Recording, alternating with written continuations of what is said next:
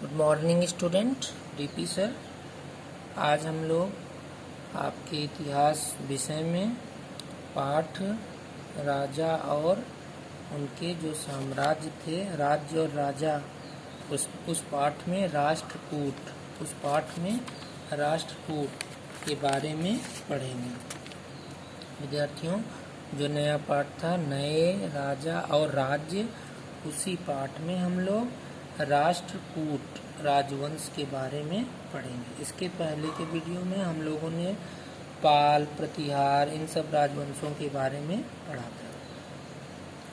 करा विद्यार्थियों, राष्ट्रकूट राजवंश, यह राजवंश मीन्स राष्ट्रकूट राजवंश जो कर्नाटक में शासन करता था। करा विद्यार्थियों, राष्ट्रकूट राजवंश जो कर्नाटक में शासन करता था। भारत के किस राज्य में? कर्नाटक में शासन करता था। काफी कारणों के लिए प्रसिद्ध है। करा विद्यार्थियों, यह राजवंश कई कारणों के लिए प्रसिद्ध है। उन्होंने किसी दूसरे राजवंश की तुलना में, यानी राष्ट्रकूट राजवंश ने दूसरे राजवंश की तुलना में बड़े क्षेत्र पर शासन किया। विद्यार्थियों, अन्य राजवंशों की तुलना में यह राष्ट्रकूट राजवंश काफी बड़े और विशाल क्षेत्र पर शासन किया। वे कला और साहित्य के महान संरक्षक थे। करा विद्यार्थियों, जो राष्ट्रकूट वंश था वह कला और साहित्य के महान संरक्षक थे, यानी ये लोग कला और साहित्य को संरक्षित करते थे और उनको आगे बढ़ाने में मदद भी करते थे। कई राष्ट्रकूट राजाओं से उत्साहित होकर प्रदान की गई नई शिक्षा और साहित्य अद्वितीय है।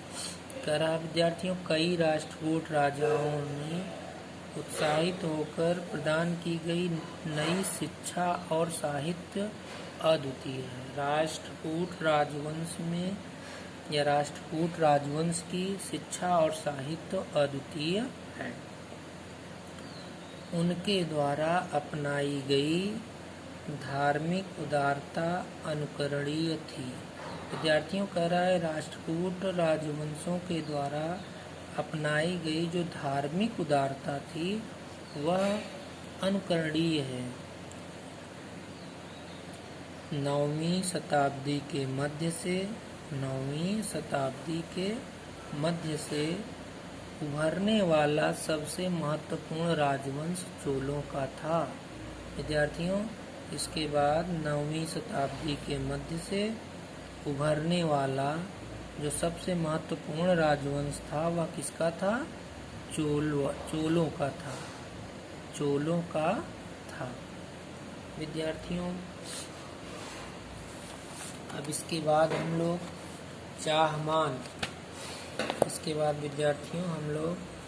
चाहमान या चौहान राजवंश के बारे में पढ़ेंगे। विद्यार्थियों, करा है चाहमन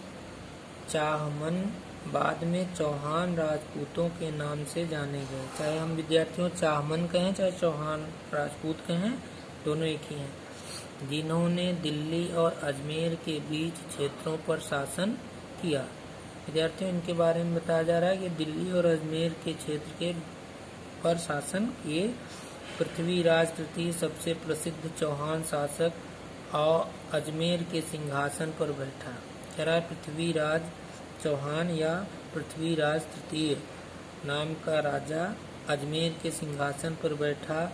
उसने 1191 ईस्वी में सुल्तान मोहम्मद गोरी नामक अफगानी शासक को हराया। कह रहा विद्यार्थियों, 1191 ईस्वी में उसने सुल्तान मोहम्मद गोरी नामक अफगानी शासक को हराया था। कहाँ? तराइन के युद्ध में।